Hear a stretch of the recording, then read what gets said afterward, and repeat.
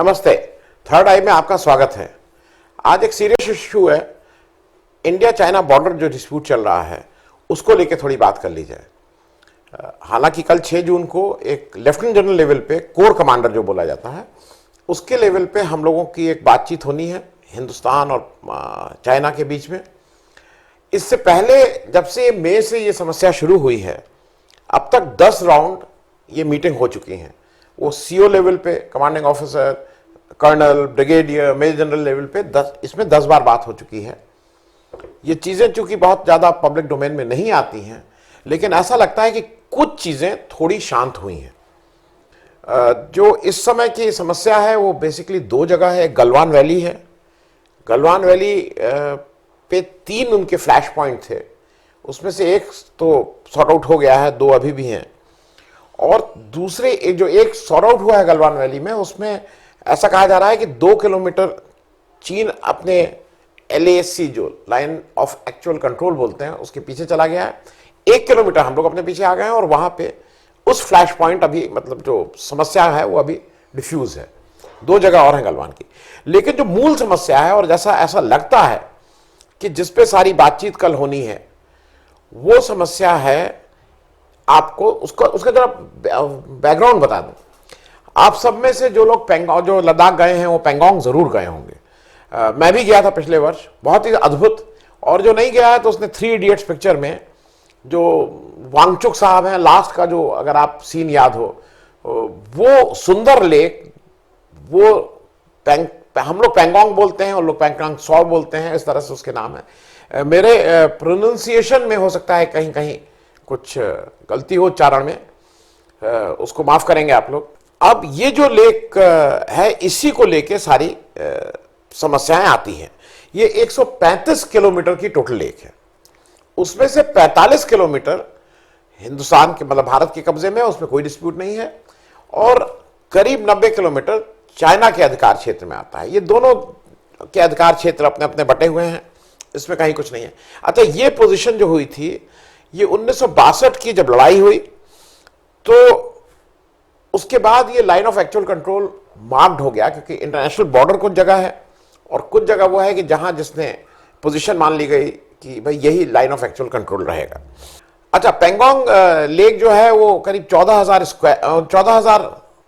Feet पे, मतलब समुद्र तल से at the height of 14,000 feet पे है, तो इसलिए ठंडक है, हार्श वेदर रहता है। अब दिक्कत कहां शुरू होती है कि ये जो लाइन ऑफ एक्चुअल कंट्रोल है ये जब मैदानी इलाके से, भाई एक माना जाता है कि ऐसे मैदानी इलाके से इसका विभाजन हो रहा है, वहां पे समस्याएं नहीं है उतनी। समस्या शुरू होती है जब पेंगोंग लेक में आते हैं तो विभाजन पानी के ऊपर हो रहा है, तो वो बहुत क्लियर कट नहीं होता है। हालांकि ये पूरी लाइन ऑफ एक्चुअल कंट्रोल में काफी जगहों पे इंडिया ने और चाइना ने जगह जगह बोर्ड लगा रखे हैं कि भाई ये हमारा क्षेत्र है, ये हमारा क्षेत्र है। और इन बोर्ड को दोनों देशों ने इंग्लिश, हिंदी और मैंड्रिन जो चीन की भाषा है उन तीनों भाषाओं में डिस्प्ले कर रखा है कि ये हमारी एरिया है, हमारी एरिया है। अब अभी जो करंट समस्या है जहां से शुरू हुआ है वो समस्या है कि काराकोरम रेंज, जो आप सब लोग जानते हैं काराकोरम रेंज, उसका जो ईस्टर्न साइड है वहां पे एक जगह बोली जाती है चैंगचेनमो। अब चैंगचेनमो पर ये पहाड़ी स्थित हैं जिनको आप कहते हैं कि 8 फिंगर्स, आज छोटी छोटी पहाड़ियां बनी हुई हैं और उन्हीं को स्पाइक के रूप, मतलब 8 पठार कह लीजिए, और इन्हीं को 8 फिंगर्स बोला जाता है। जो डिस्प्यूट है वो इन्हीं 8 फिंगर्स को लेके है। हमारा स्टैंड यह है और हमारा जो भाग है वो यह है कि जो ये LAC पे ये जो फिंगर 8 है ये सारी हमारी है, क्योंकि लास्ट फिंगर 8 के पास ही एक चाइनीज पोस्ट है। हमारा ये दावा है कि वो वहां पे चीन की सीमा समाप्त हो जाती है। अच्छा, इस बीच क्या है कि फ्रॉम 4 to 8 ये बहुत टफ टेरेन है, मतलब बहुत मुश्किल टेरेन है। तो हिंदुस्तानी फौजें, भारतीय फौजें यहां पे पैदल गश्त करती रहती हैं कभी कभी। अब उसके बाद क्या है कि 4 से 1 तक उतनी दिक्कत नहीं है, हम लोगों की पोस्ट भी हैं लेकिन हमारा जो एक्टिव बहुत कंट्रोल है, मतलब जो हमारा रोज हम जिसको कर सकते हैं, वो फिंगर 1 से फिंगर 4 तक है।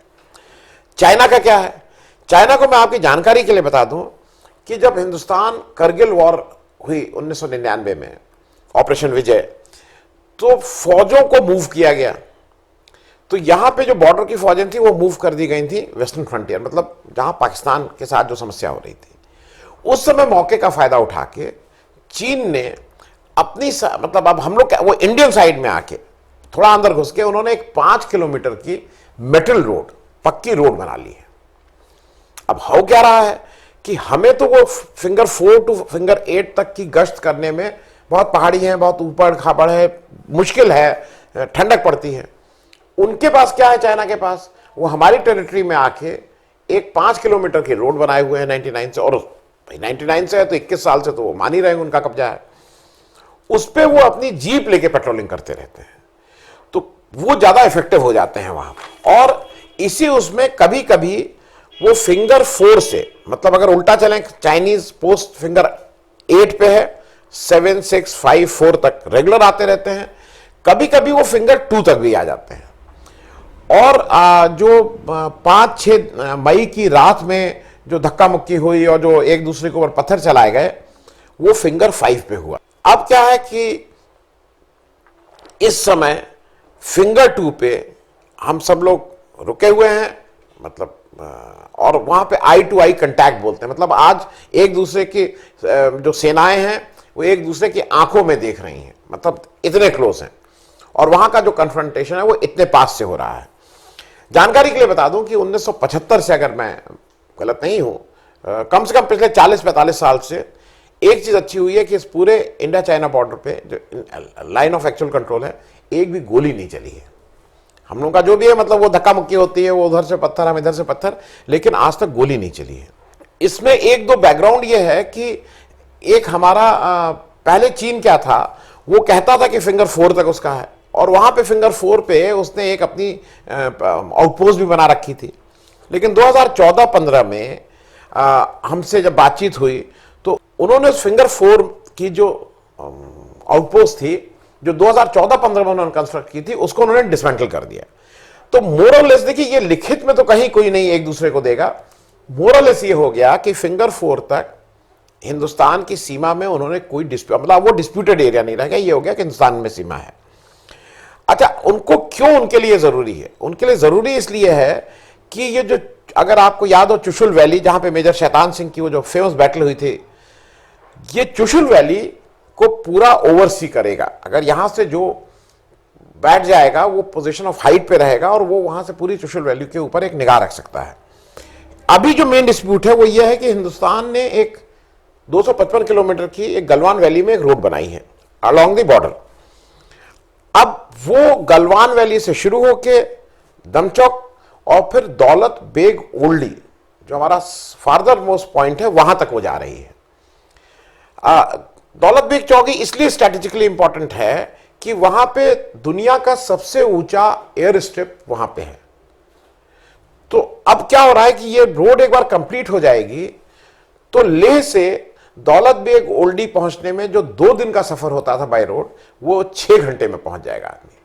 तो हिंदुस्तान के लिए स्ट्रैटेजिकली ये रोड बहुत इंपॉर्टेंट है, जो सन 2000 से बन रही थी।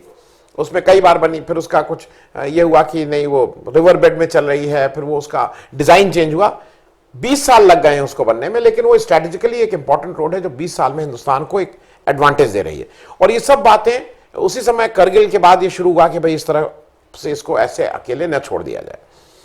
दूसरा क्या है कि ये जैसे ही रोड बनती है तो चाइना की समस्या ये हो रही है कि उनका जो लासा शगर हाईवे जो है, वो जो उन्होंने एक लंबी रोड बना रखी है अलोंग दी बॉर्डर, तिब्बत से लेके ऊपर तक, वो प्रभावित हो रहा है। दूसरा, चीन को यह पता है कि वो सन 62 में अक्साई चीन पे कब्जा करके हिंदुस्तान की एरिया में बैठे हुए हैं। अब उनको हरदम ये डर लगता है कि अगर ये रोड एक बार पूरी बन जाएगी तो आज नहीं तो कल हिंदुस्तान अपना दावा जो अक्साई चीन पे नहीं छोड़ा गया है उसको क्लेम, मतलब क्लेम तो करते ही हैं, लेकिन उस पर प्रभावी ढंग से कुछ एक्शन लेने की भी स्थिति में होगा। तो उनको ये लगता है कि अगर ये इतने पास आ गए तो हमारा अक्साई चिन्ह का जो उन्होंने कब्जा कर रखा है वो कहीं ना कहीं डावाडोल होता है। ये तो बात हो गई, मैंने जो बताया कि कहां कहां ये समस्या है। लेकिन मुख्य रूप से दो तीन चीजें मैं इसमें और स्पष्ट करूंगा। पहली चीज ये समझ लीजिए कि आप, जो मैं पहले मैं बार बार कहता हूं, आप अपने पड़ोसी नहीं चुन सकते हैं। आपका पड़ोसी, आपका जैसा हमारा देश है, हमारे पड़ोसी फिक्स्ड हैं। इधर चीन है, इधर पाकिस्तान है, इधर बांग्लादेश है, जिनसे हमारी सीमाएं मिलती हैं। उनके यहाँ कुछ अच्छा बुरा, नेपाल है, अच्छा बुरा होता है तो उससे हम इफेक्टेड होते हैं। मैं इसमें एक दो चीजें कह के इसको खत्म करूंगा। देखिए, हमारे फौज में नेपाल के गोरखास हमारे साथ लड़ते हैं, हमारी मातृभूमि को प्रोटेक्ट करने के लिए लड़ते हैं। तो एक डिफरेंस हरदम समझना होगा कि आप, नेपाल से आपका झगड़ा हो सकता है, नेपाली से आपका झगड़ा नहीं होना चाहिए। क्योंकि नेपाली भी वो इंसान है जैसे हम भारतीय हिंदुस्तान है। डिस्प्यूट नेपाल और भारत का हो सकता है, लेकिन डिस्प्यूट नेपाली और भारतीय का नहीं होना चाहिए। उसी तरह से डिस्प्यूट इंडिया और पाकिस्तान का हो सकता है, और उसको अगर जोर पड़े तो ताकत से भी उसको रिजॉल्व करना चाहिए। लेकिन डिस्प्यूट हिंदुस्तानी और पाकिस्तानी का नहीं हो सकता है। यह मैं इसलिए कह रहा हूं क्योंकि ये जिस दिन समझ में चीजें आने लगेंगी, शायद बहुत सी समस्याएं खत्म हो जाएं। ये आज हम पाकिस्तान से नहीं, पाकिस्तानी को भी जब गाली देते हैं तो वो चीजें, समस्याएं ज्यादा उलझती हैं।